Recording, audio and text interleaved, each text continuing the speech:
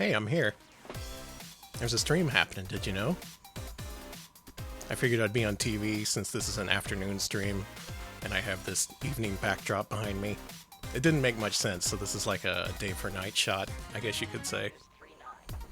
How's everyone doing? I'm barely awake, but I'm hoping to get into the swing of things, hoping to play some video games, and get this week off to some kind of start. We shall see. Am I Pizza Tower now? Yeah, I'm the noise up there, looking down at everybody. I still gotta play that game. I ended up buying it because it was on sale recently.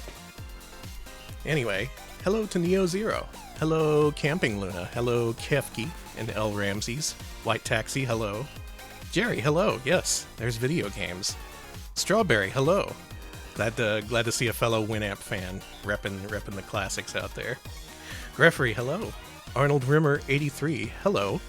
Cambertian, hello to you. Loadrunner 2, hello. Lynx Winters, hello. Eltriok, you're here, hello. Chaotic Claw, Chaotic Claw, hi to you. And Taizo, hi to you as well. Itinerant Soldier, hello. And I think that's everybody. Yep, we have some news at the top of the stream. Neo Zero has already posted these new emotes, which just went live last night. Rest in peace, Time Gal, but thank you so much, Neo Zero, for the 900 bits. Holy shit.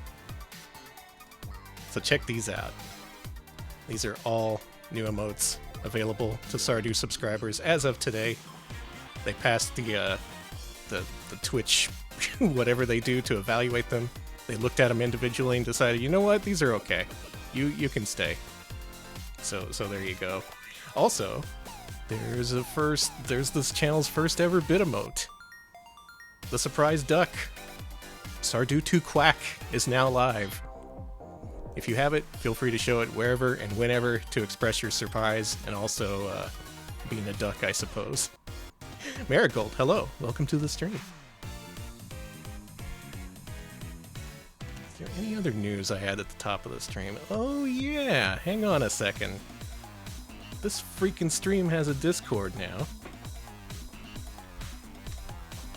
Let's see if I can link that without any kind of overlapping audio happening.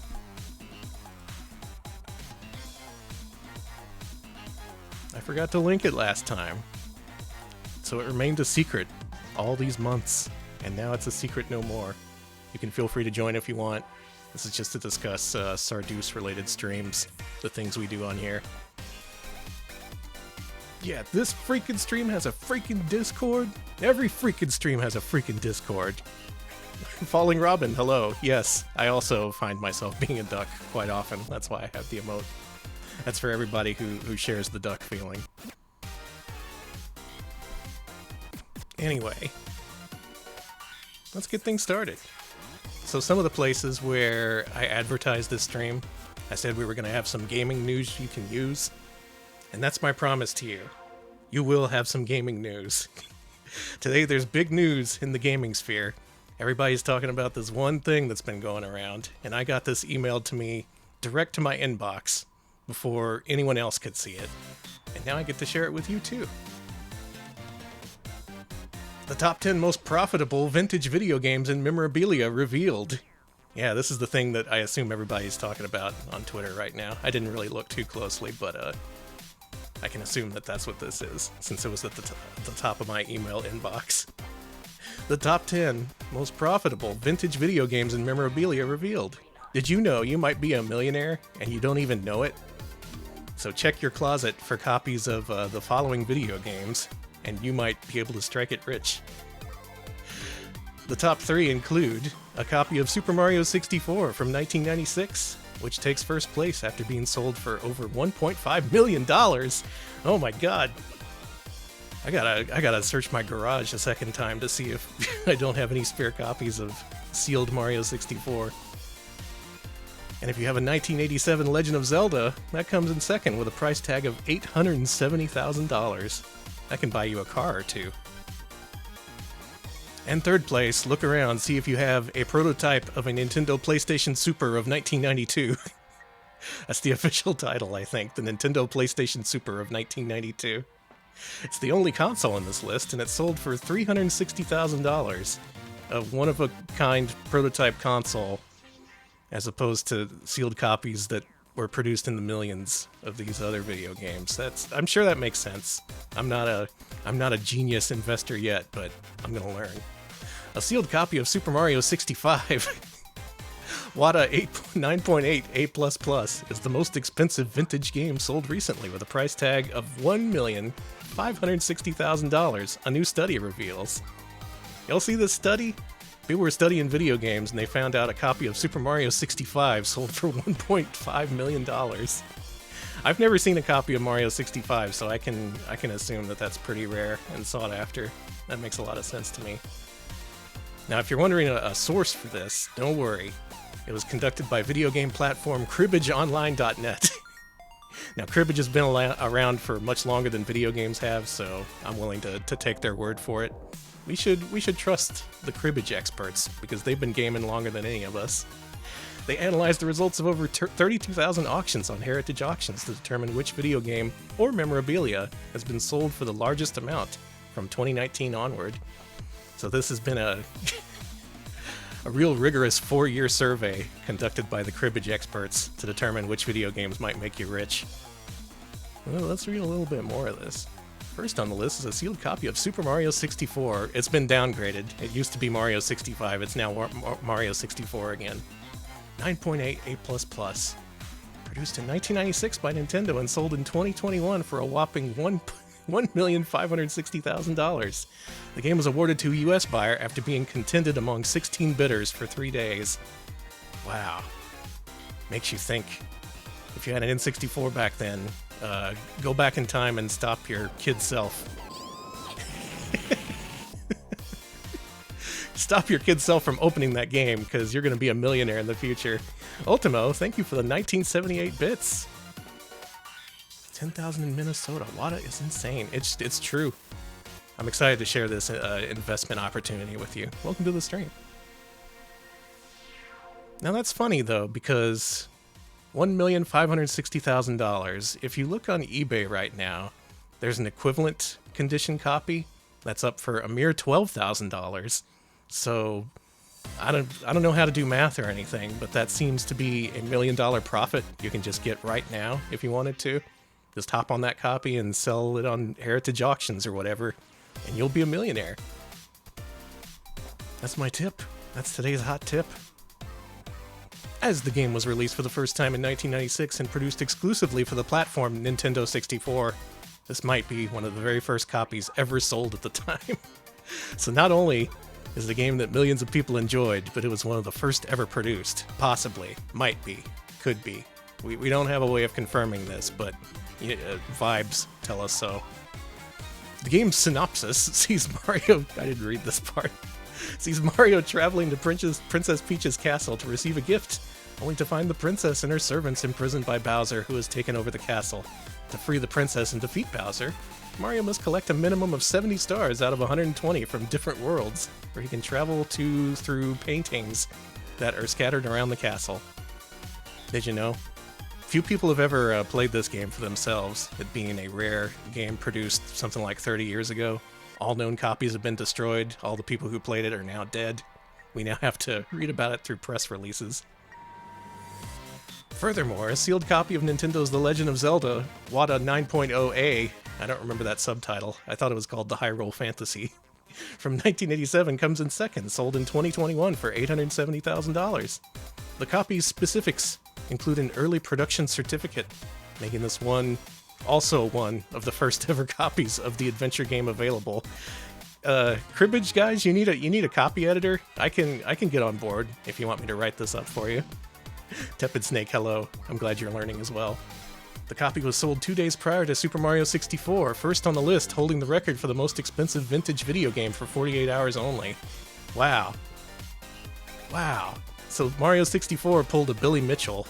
It mailed itself a self-addressed stamped envelope saying, "No, I am actually the most expensive video game ever made. Up yours, Zelda." There's been some competition, apparently. In third comes a 1985 sealed copy of Super Mario Bros. WATA 9.6, which sold in 2022 for $720,000. The game was first released in that same year by Nintendo for the Nintendo Entertainment System, NES, and since then it has sold 40 million copies on the platform. Thanks to Super Mario Bros., the titular character gained huge popularity regardless of this not being the first time he appeared in a game. The titular character? That being the brothers? I guess they're referring to Mario, that could be more clear. Further down on the list, a second sealed copy of The Legend of Zelda comes in fourth. This copy of the game is a first production one from 1987. It was sold in 2021 for $705,000. Any of y'all have a line on a sealed 1987 The Legend of Zelda WATA 9.0A? Anyone happen to have that? Can I borrow it? I'll take good care of it. Moreover, a second copy of Super Mario Bros. From 1985 closes the top 5 after being sold in 2021 for $660,000. In the list, there's also an appearance from a console in 9th place, specifically a prototype of a Nintendo PlayStation Super NES, produced by Sony and Nintendo in 1992, and sold in 2020 for $360,000. Scratching Way, thank you for the sub. I appreciate it. Welcome to the stream. Alright, here's the top 10 list. Most places would gate this behind a paywall, and I appreciate those of you who did pay, but this is information that is being distributed to the people as well. If you want to get rich, look for the top 10 most profitable vintage video games and memorabilia.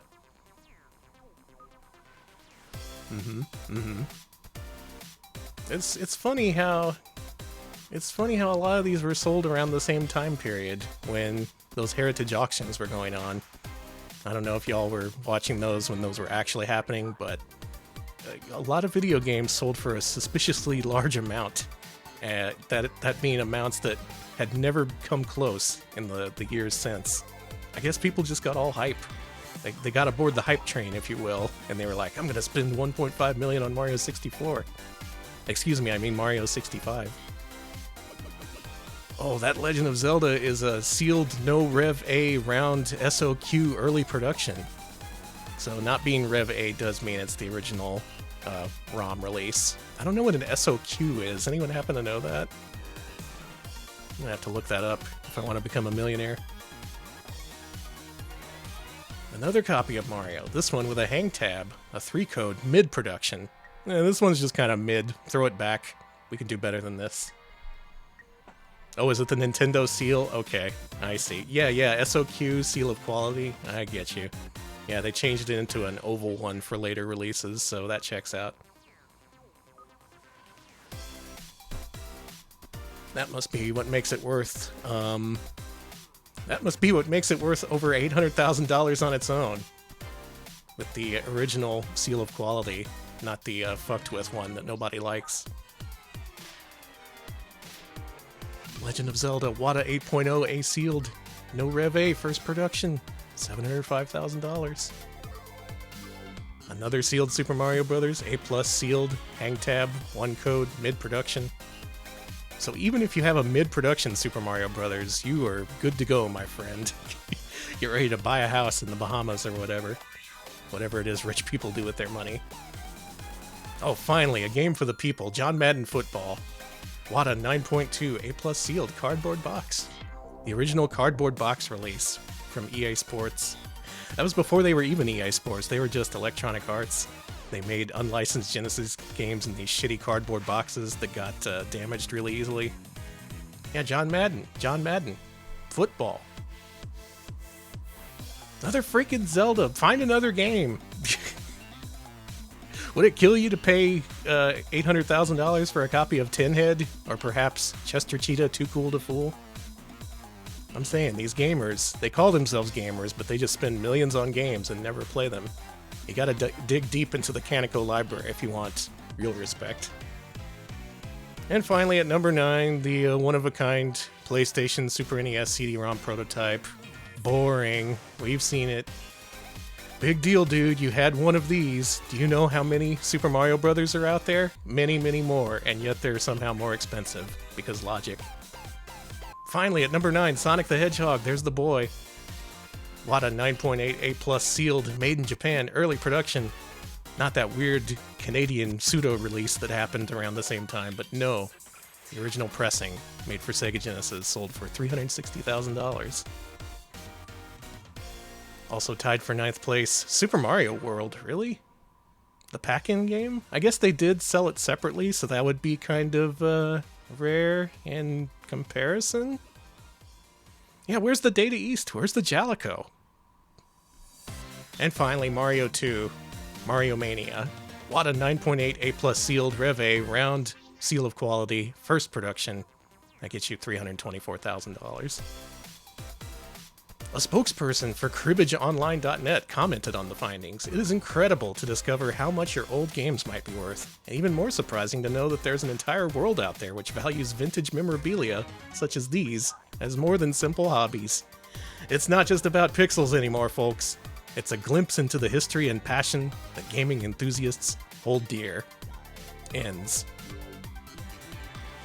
Now, if you use this story, make sure to credit and link to cribbageonline.net.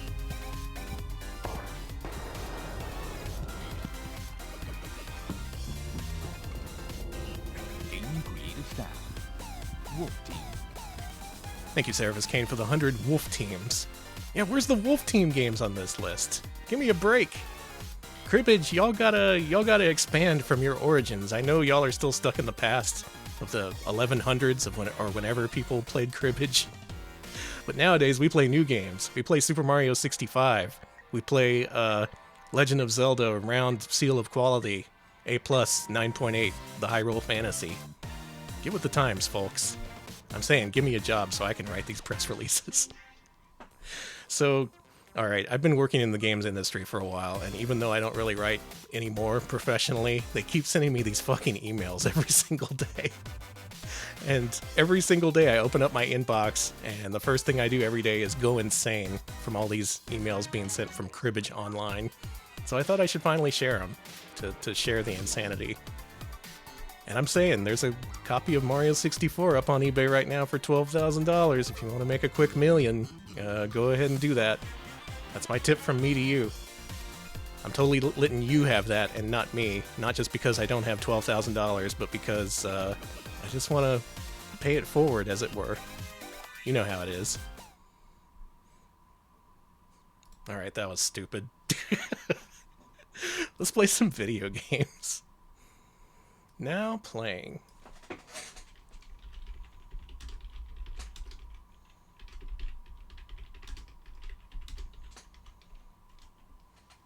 You heard of this one? This Ghosts and Goblins? Ghostly Goblins, aka Ghost and Goblins, aka Makaimura. I've been playing a lot of this on MAME, and I want to get a PB, whether it's in terms of score, or loops completed, or something. I want something to hang my gaming hat on. I'm hoping to get a few loops in. I think my best is like 5 loops. I've finished 5 loops of this, and I want to get 1,000,000 points.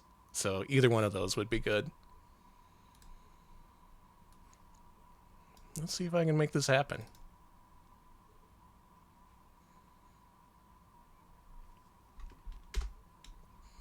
I'm pretty confident about the first couple of loops. Everything after that, well, we'll see.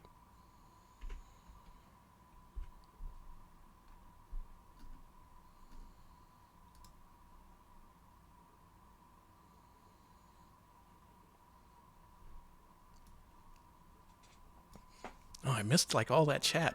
There was so much good investor chat going on.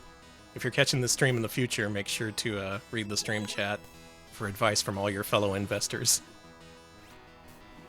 The game of cribbage was invented by the poet Sir John Suckling.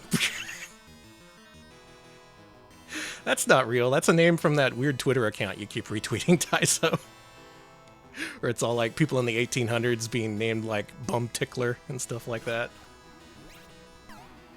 Ramses, that is not an AI-produced article. I'm pretty sure there's an actual person behind all these insane articles that get sent to me every day about expensive video games. The way they always frame it is all like, oh, you better look in your closet or your attic because you could be a millionaire. And no, the secret is these games are all being sold between a bunch of millionaires, purely speculation-oriented. This is not, it has no basis in reality. They're just doing this in the hopes that other people will see it and be like, oh, this game must actually be worth 1.5 million. No, It's all just a bunch of fraud, but don't tell him I said that. St. Aspartame, you stopped playing Radical Rex on Game Boy, aka Baby T-Rex. Well, hopefully you've got some good investment information.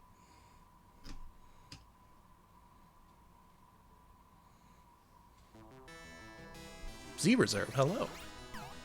Oh my god. John Suckling is real. And he's a real poet. I'm learning so much today. Like, for instance, I'm learning how to organize my windows.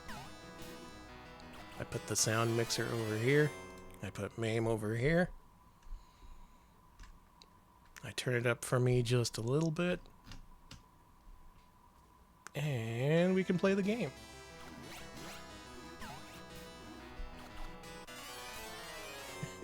The fool with the hot potato in my hand. Yeah, pretty much. I gotta sell this 1.5 million copy of Super Mario 65 before anyone realizes it's worthless. What a strange world that is.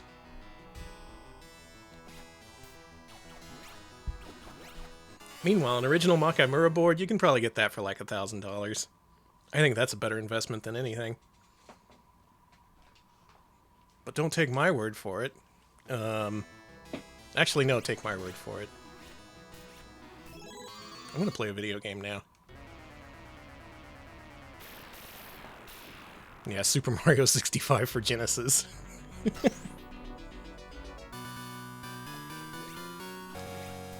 Originally produced in Russia for the Sega Dendy.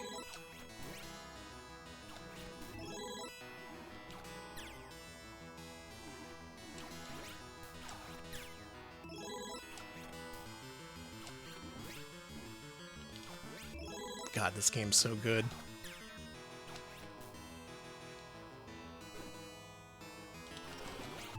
It's also kind of nuts, this game. It gets really impolite in Loop 3. The first couple of loops I've come to terms with. Everything after that, who even knows?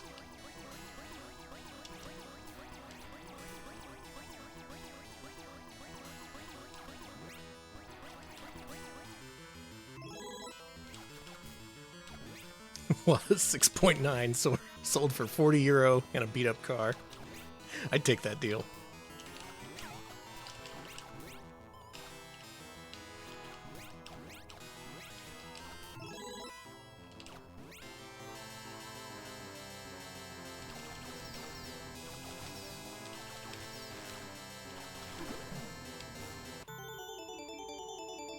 Oh yeah, give it a shot, Taizo. If you send them something obscure enough, I'm sure they'd be like, this, well, we don't want to look stupid. Yeah, this is legit.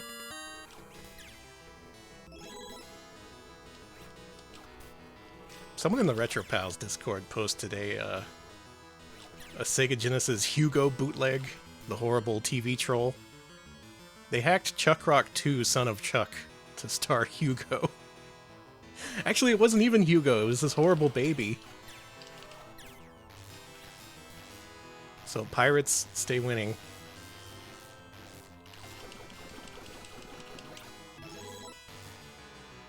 I bet they're still making those, huh? As new popular characters come out, they just keep making bootleg Sega Genesis games. There's like a Sega Genesis Minions game.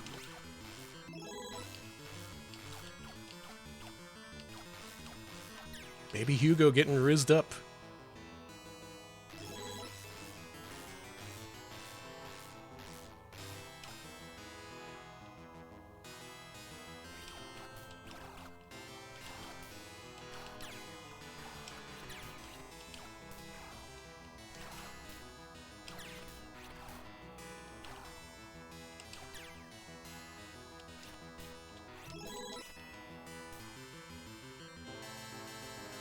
There's a Minions hack of Adventure Island, of course there is.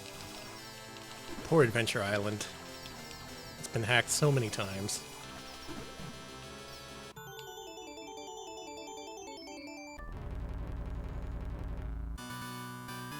So many terrible things have been done to Master Higgins' sprite. It's a damn shame. No one ever hacks this. If they have, I don't know about it.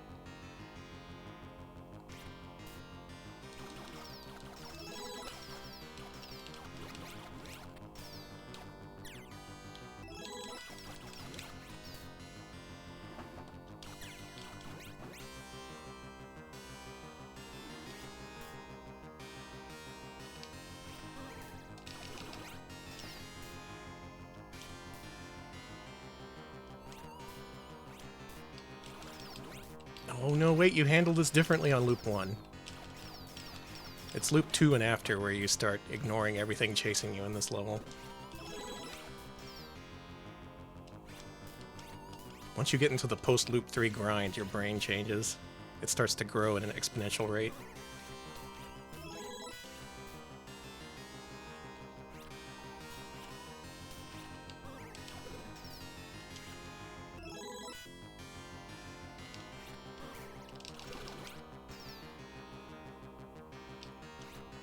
Oh yeah, Famiclones are still out there. You can sell them on Amazon now. They don't give a shit. With bootleg games and everything. It's a better time than ever to be a Famiclone producer. Sell it at a heritage auction to get millions.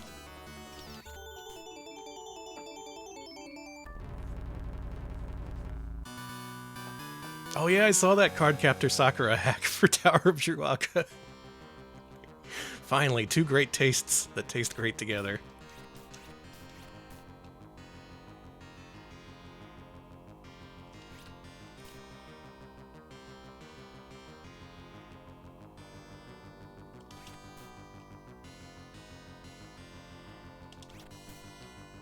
It's just why Tower of Druaga of all things? You have to be a super fan of both to really appreciate it.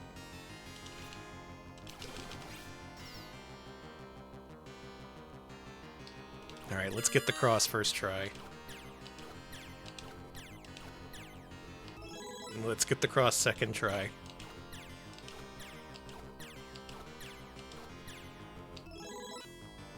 Let's get the cross within the first 10 tries.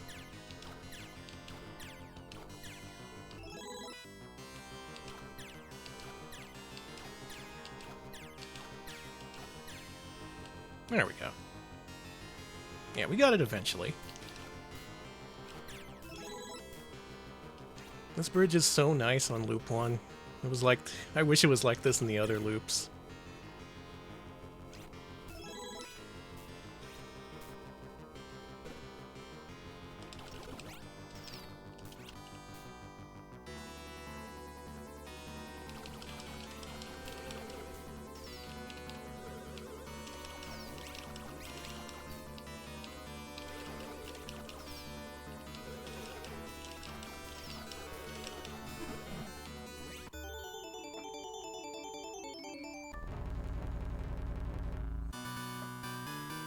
Oh, there's a bunch of different red armor strategies to learn.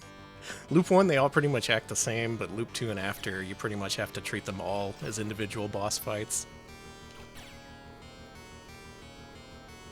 Because some become activated and they're more pissed off than others. Most others, Loop 2 and beyond, you need to bait out an attack from them by jumping. And even that doesn't work all the time.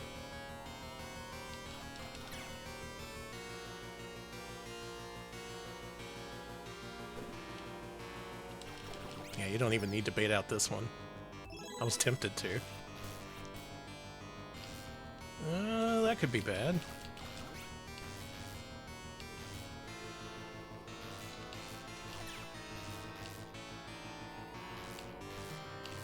Ooh. Uh-oh. Haven't seen this pattern in a while. Usually you want to take this part fast so that enemies don't spawn and overwhelm you. But it's my first run of the day. I gotta get my bearings.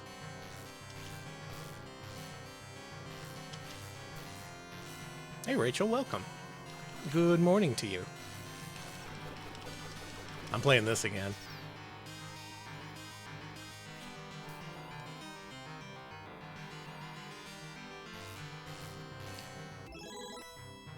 Those weird flying burritos, yeah.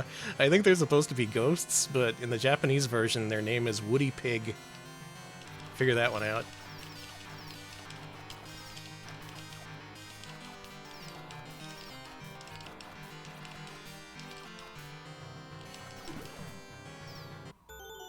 Playing Revision G specifically because those guys only take 4 hits instead of 8. There's some revisions that make the last couple levels a lot tougher than they need to be. Wait, the stream title still says I'm doing Sega CD? I fixed that. I swear to God I fixed that. I'll do it again though. Thank you for pointing that out.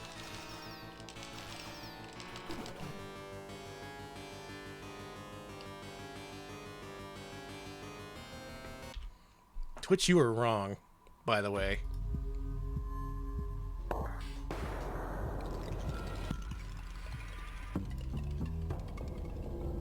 Game creative staff. Wolf Team. Thank you, Step Aside, for the 100 bits. Much appreciated.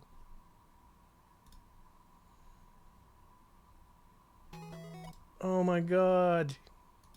Why do this? Why, Twitch? Why?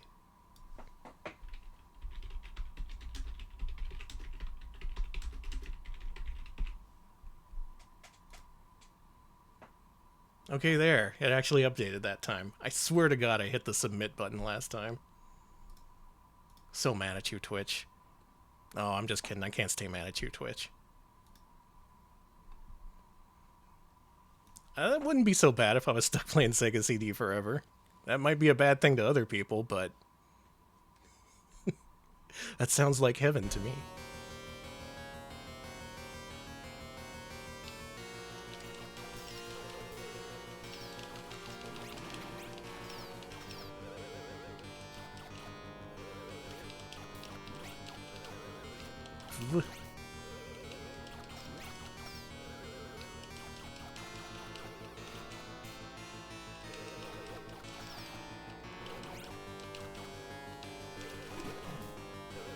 This is a rough loop one, but it's okay. It'll just get better after this.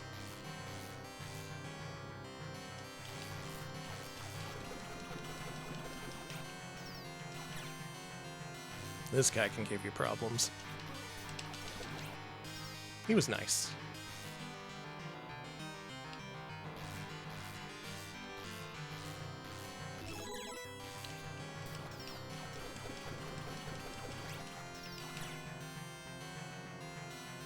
You know what I'd like to get on stream? A 2-loop deathless clear. So far it's looking like this is going to be a 1-loop deathless. We'll have to see how that goes. Maybe I spoke too soon.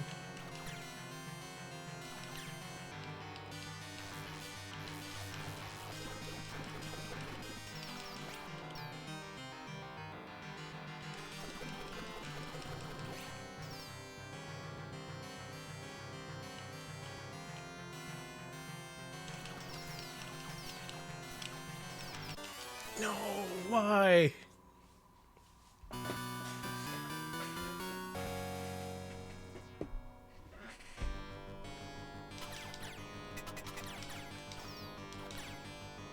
I've died. That's not supposed to happen.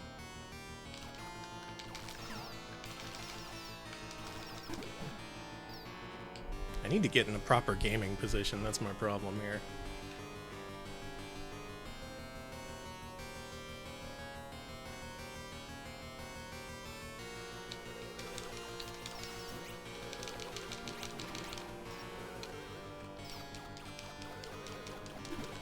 You have to game like you're already a Wada millionaire.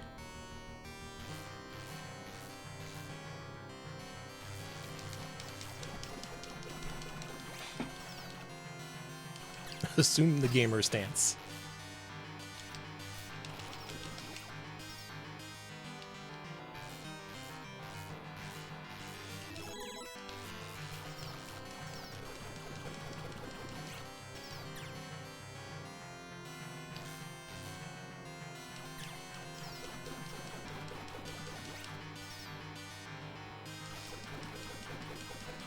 That's what it is, you gotta do the stomps. It's less of a stance and more of a series of stomps, if you want to be a gamer.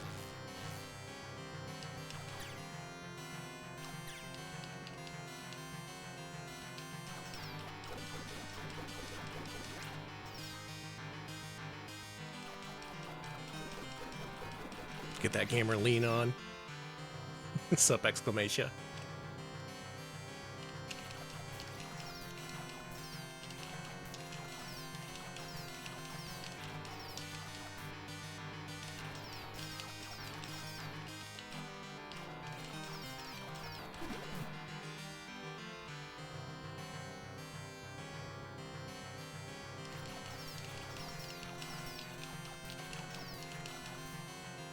My gamer stance is most games are good.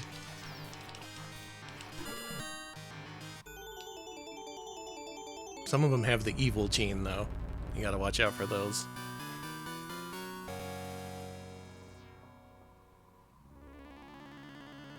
Oh, nice. I gotta play that. Everyone seems to love it. I have not heard a single bad word said about that game.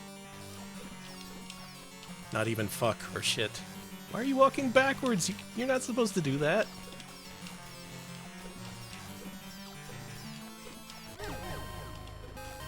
It's a haunted video game.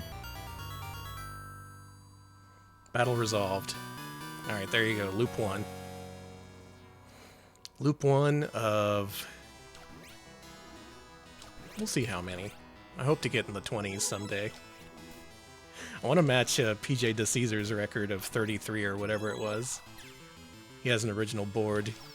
If you've ever seen him play it, that board has seen better days. It rebels against him in real time.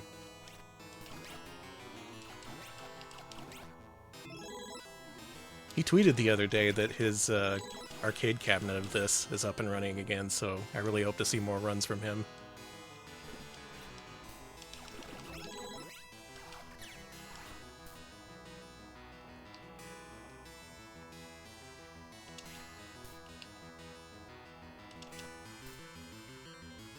I admit, I'm a little bit daunted.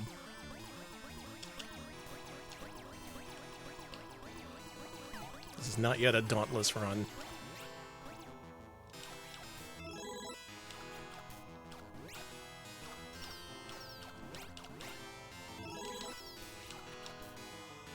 Ooh, okay.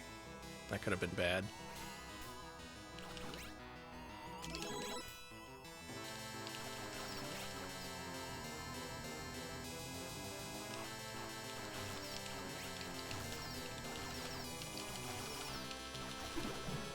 Hey, Dog IRL. I could go for a burrito. And hello X if I didn't say hello. Rapid progress is being made as we speak.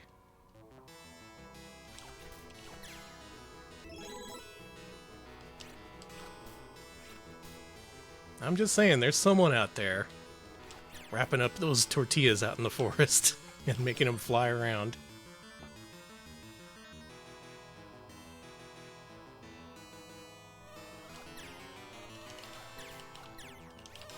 What is it that they shoot out at you if they're burritos? I guess cilantro. Arthur has the cilantro gene.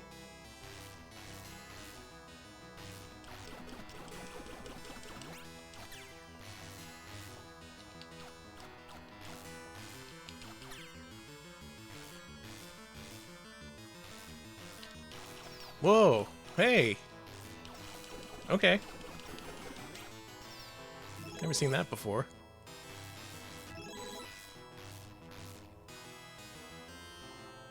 I'll take it.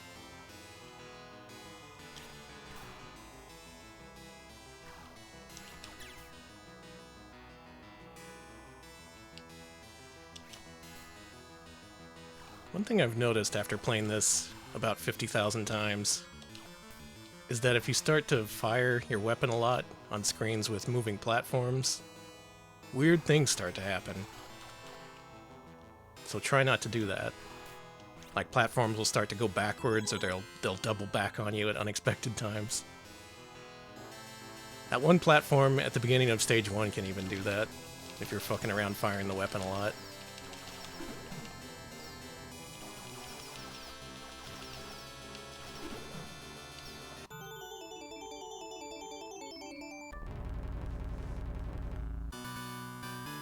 The temptation is there to fuck around, but do not fuck around.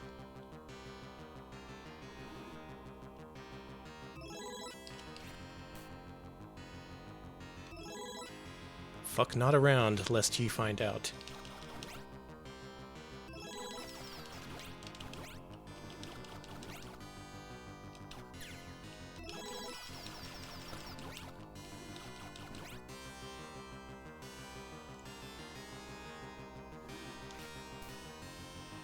This one, you don't need to bait out the attack because he does it early. And if If you have the cross, you can just run through this part.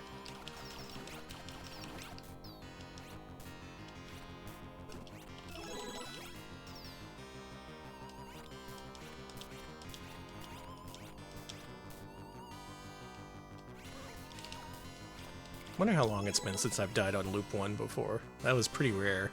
What the? Uh-oh. He started glitching.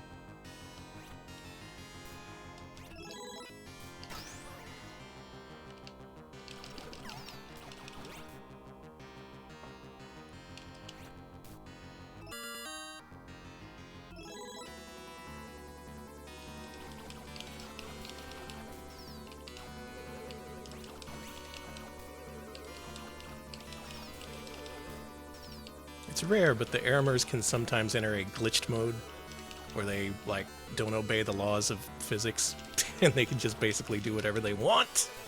Shit. It usually happens in this level.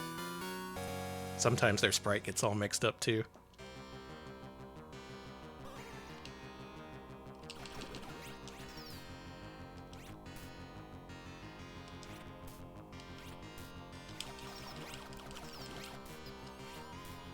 Oh, I watched that task too. It was cool. The game just suddenly skips to the last level at some point because they couldn't port all the levels. And yeah, the first 5 minutes is just loading. It's pretty good.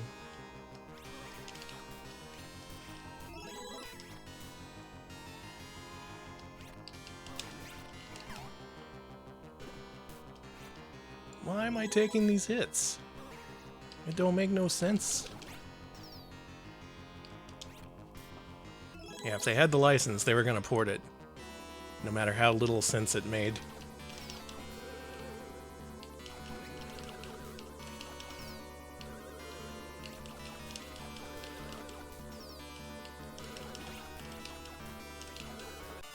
Jeez, he fired low.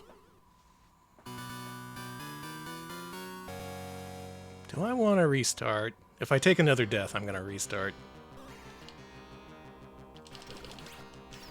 I'm still in that third loop mindset.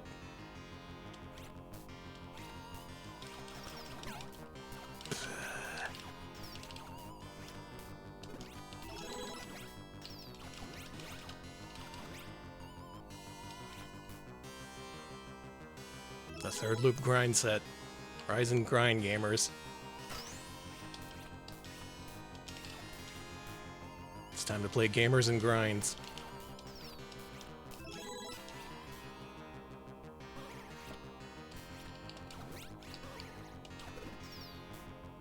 Alright, that's what that part's supposed to look like. Uh-oh.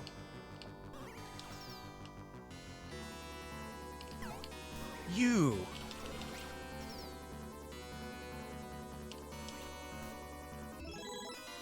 Chat, cast your vote. Are you dreamers or frienders? I'm not sure I have an answer. I'll have to think about that.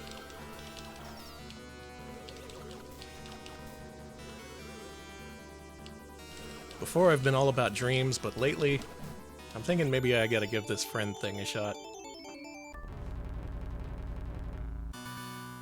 A friend or Stratocaster. Yeah, I wish the Spectrum was still a profitable system. Just put anything on it.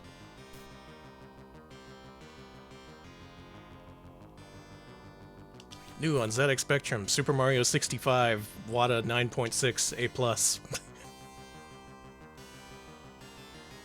Yours for only $1.5 million. I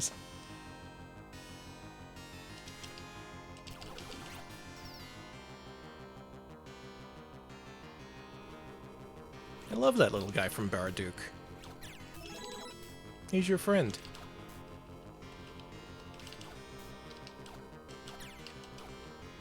What are you gonna do? Okay.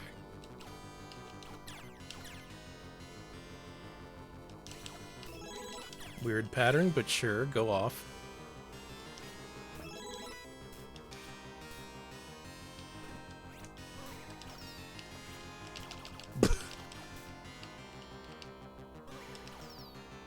Whoa.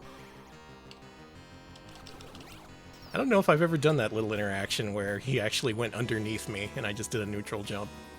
I wasn't entirely sure if that would work.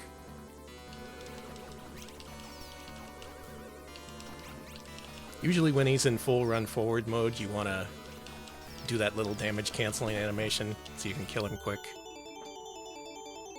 You, my friend, give me Earth. No! Go to Star!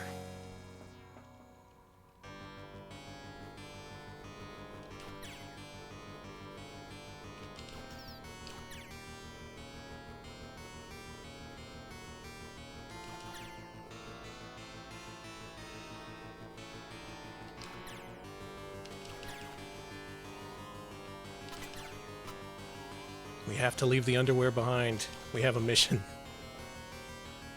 I will get to loop 3. I need to practice that shit.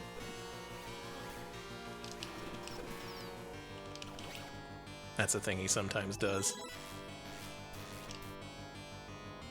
The hard part of this game is figuring out what to do if your red armor plans do not work out. And also you need to know what to do when your backup plans fall through as well.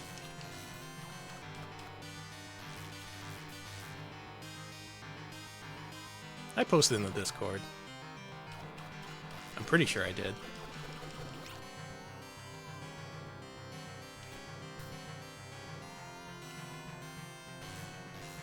I even remembered the second Discord this time.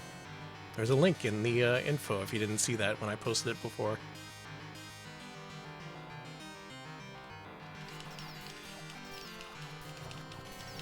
Uh-oh. Uh-oh.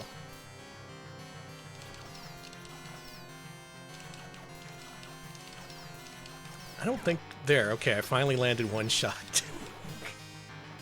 That guy blocked like 5 or 6 good shots.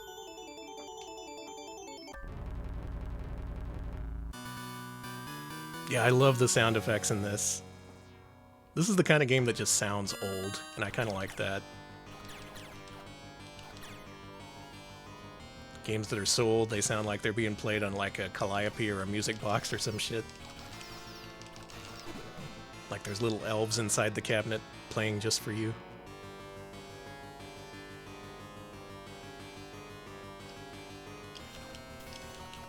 That wouldn't be this game. Only Konami used elf technology.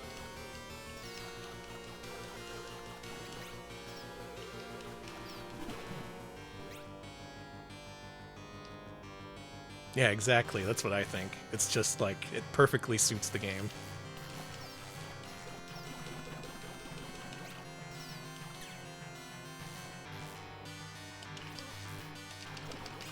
He was nice. That's good.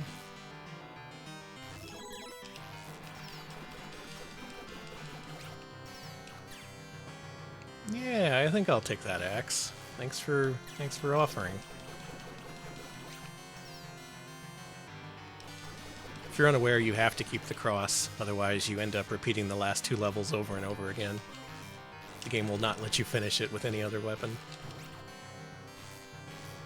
Damn, that was a good stage. Where was that last time?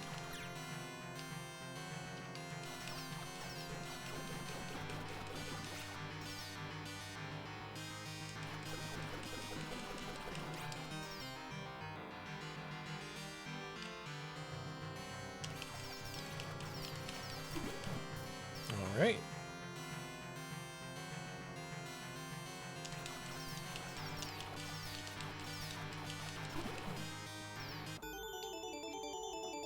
What a nice stage. It was so nice to me.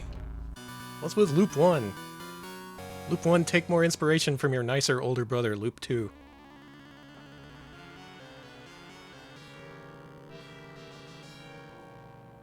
That's the thing, yeah. Weapon drops feel malicious in this game. Because you need specific ones. There we go, there's 2 loops. So I beat the game, that's nice.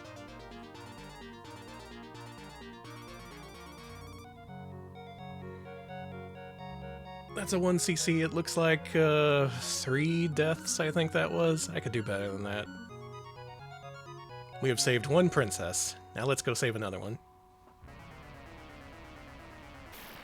We saved 1 dream princess and 1 real princess.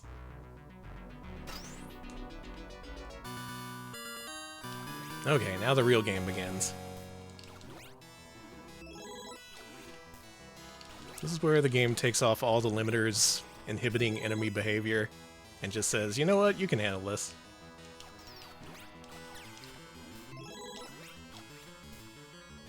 Everything does weird cursed shit from this point on. I don't think things get harder after Loop 3, but they are at the very least super difficult.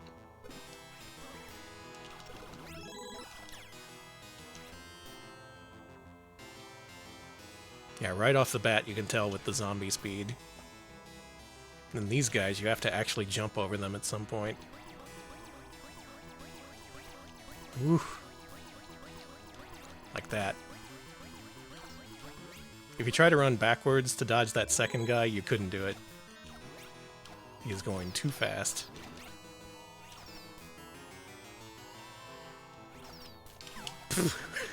Alright guys, calm down.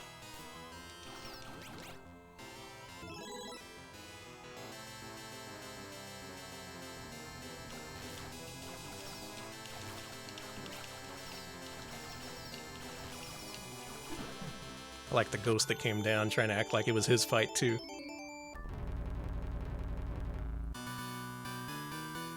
That's true, that does add to the horror element. You have another thing to worry about. It's really just a moment where your stomach drops and you go, oh god, I am truly screwed now, when you pick up a bad weapon in this.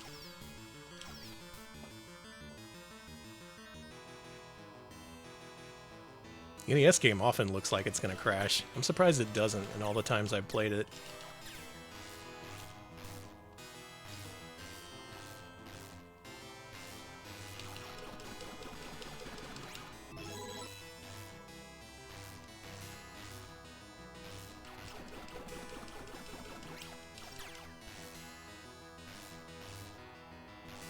I don't like retro PC games. I'm sorry. I just don't. The only time we play them on Retro Pals is when someone else suggests something or it's something easy Alex can set up because I have no experience with all that. And if shit goes wrong with that, I have no idea to solve it. Other than like, up the cycles, I guess. MSX maybe. Something with a workable Mr. core. I've been meaning to look into the 486 core as a way of doing DOS games, because I know people like those, and I do find them kind of interesting. I just... ugh. It's like my streaming kryptonite.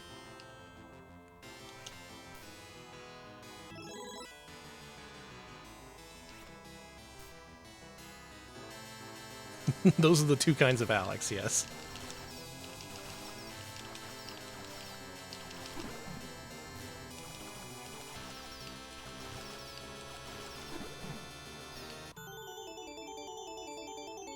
Macintosh wasn't so hard. Someone suggested we play, what was that game called? King of Chicago, and the Mr. Core seemed to emulate that really well. So I might give Macintosh more of a try at some point. That and I just want to play more King of Chicago. Innovative mobster adventure game with potato-like characters.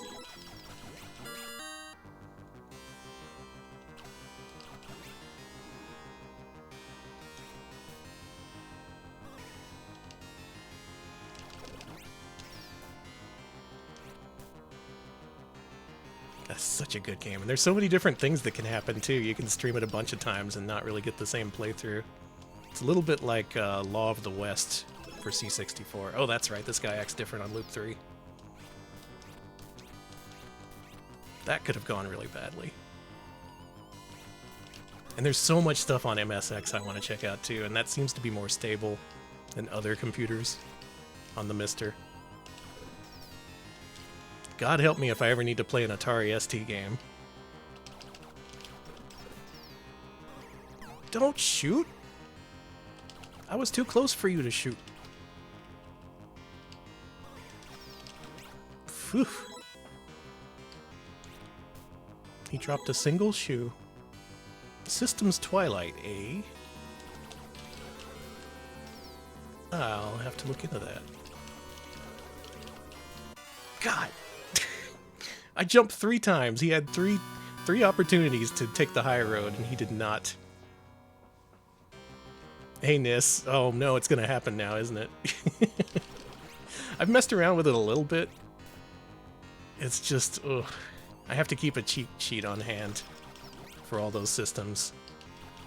So it's all like, nope, you can't just load a ROM with this. You have to type load 8 asterisk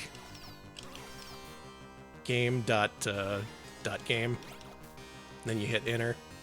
Then you wait 15 minutes for it to load. And then everyone's left the stream.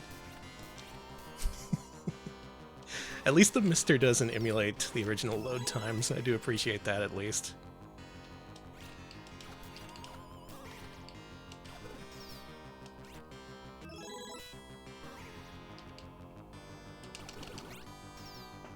Yeah, command line, good God.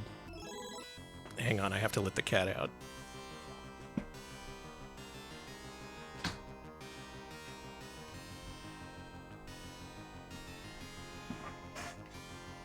Okay, she's out.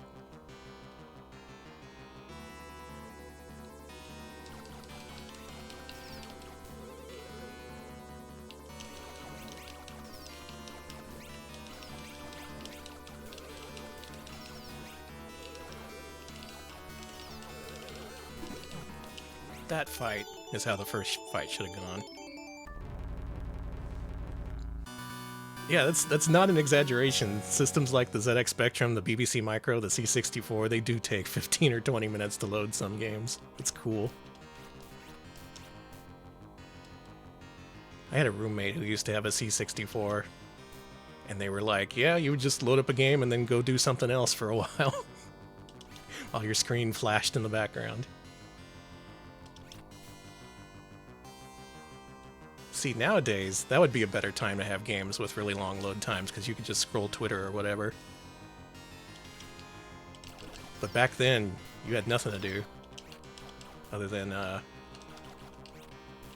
listen to Hall & Oates. What did people do in the 80s?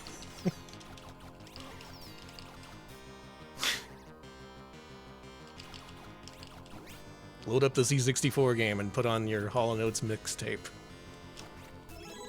Oh boy. This is bad.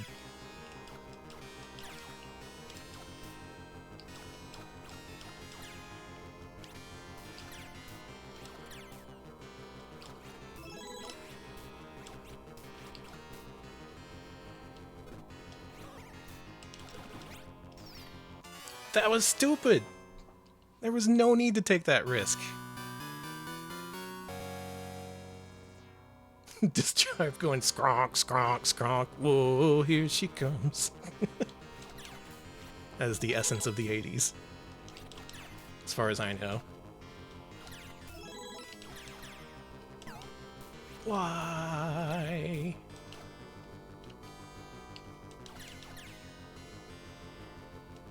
Why is this game so bad?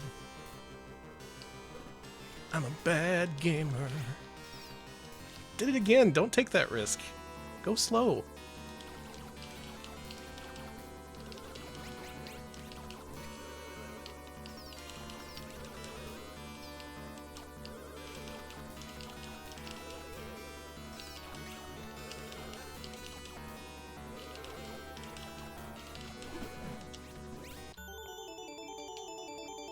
Hey, Juan. Yeah, I'm all about that yellow Mario.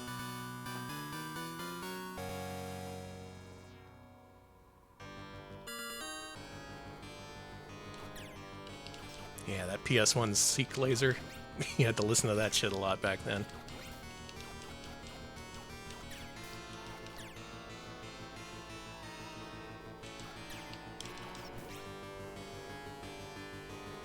Look at this guy. Look at this asshole. Who do you think you are?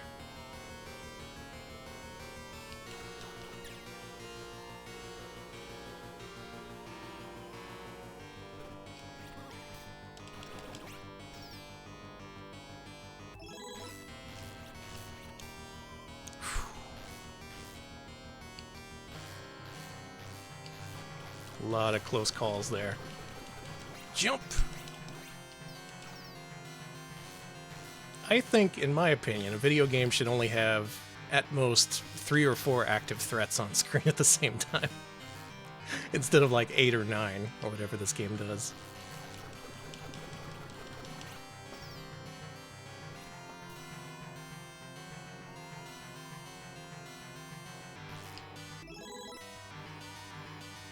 Who do you think you are? I am.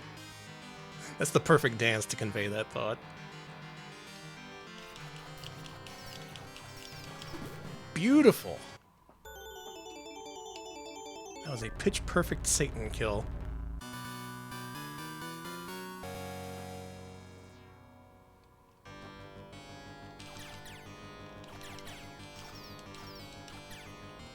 Ooh! That was me imitating the ghost. Oh, fuck!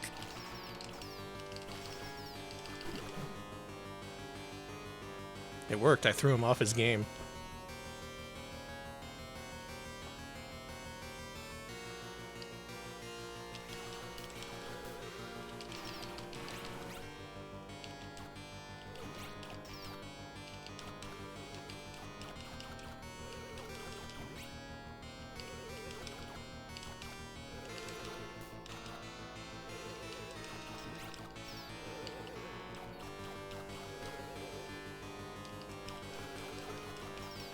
Alright, dude, you're just ahead. You're not gonna accomplish anything, just... thank you. I thought I was Pickle Rick. Shows what I know. Nope, still don't want an axe.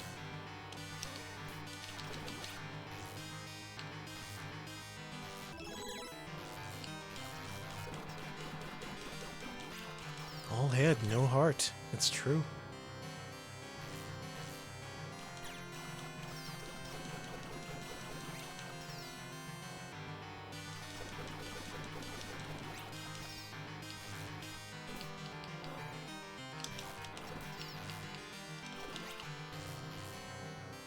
It's real tough to get a clean kill on that guy in the third loop and beyond.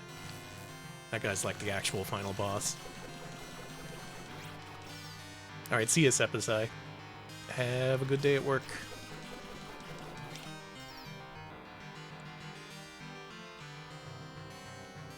Woohoo!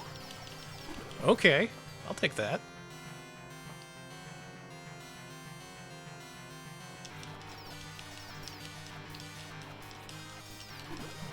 Jeez. What a nice level.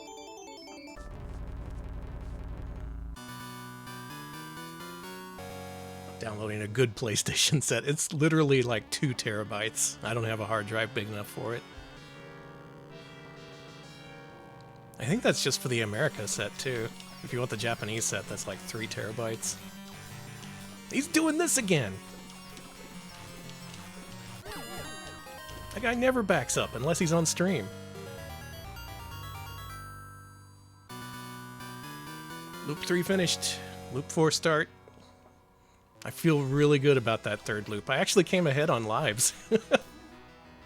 I lost more lives in loops 1 and 2 than 3.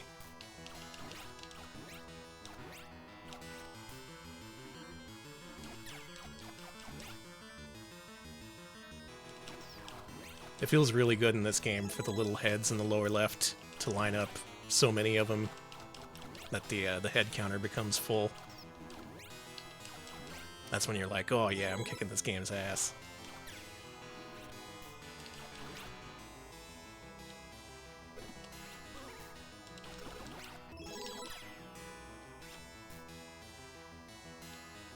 They still got the zoomies. Yeah, you need a pretty big SD card to have the whole Saturn library for a pseudo Saturn or a freaking satiator. That's what that's called.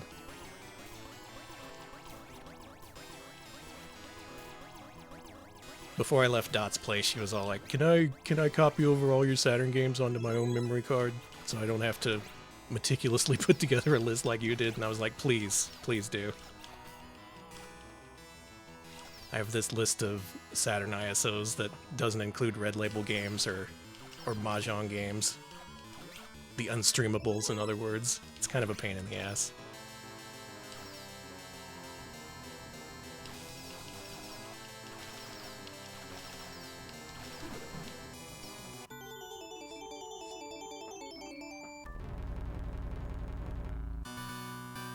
Oh, Fenrir, nice. And you should, she's fun. You will go to Taco Bell a lot. So, hope you like Taco Bell.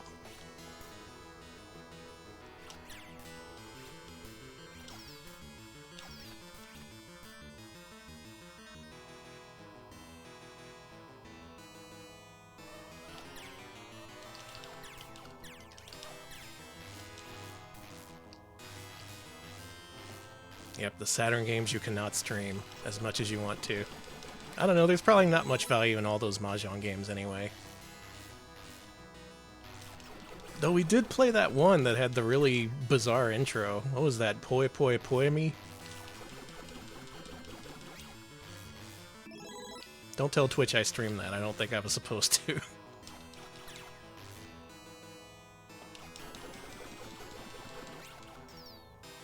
I streamed Haunted Casino. You can count me among the depraved.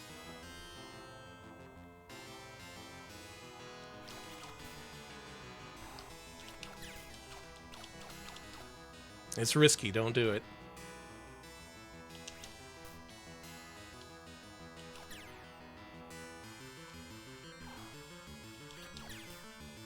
I agree, Yakuken Special is art. I had two separate copies of that, the original Yakuken Special for Saturn, that I traded away for two different things.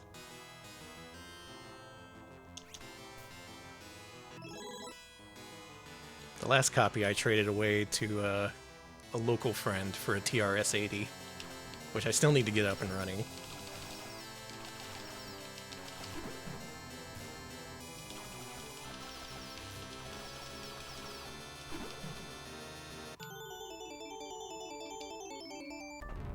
If only there was someone who's played a bunch of Saturn stuff on stream before. I don't think that person exists. The Sega Saturn is unknowable.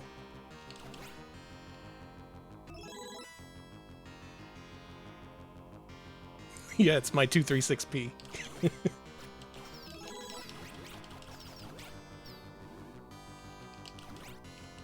I have a chance of randomly throwing out rock, paper, or scissors.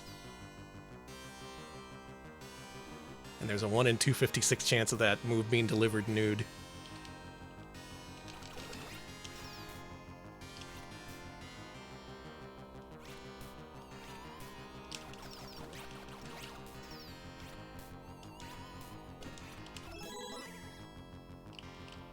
What's he gonna do this time? Okay. Alright, see ya, Tepid Snake. Have a good evening, I think it is for you.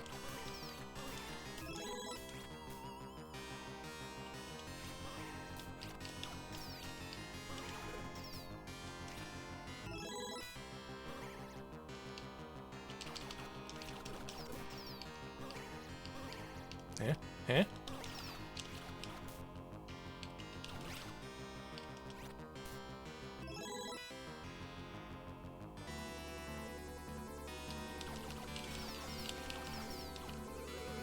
Notice how my plays become much smoother now that I've entered loop 3? That shouldn't be the case. I think I'm wired wrong. I entered this with the third loop mindset. Which, much as you want that to work on the first two loops, it doesn't really.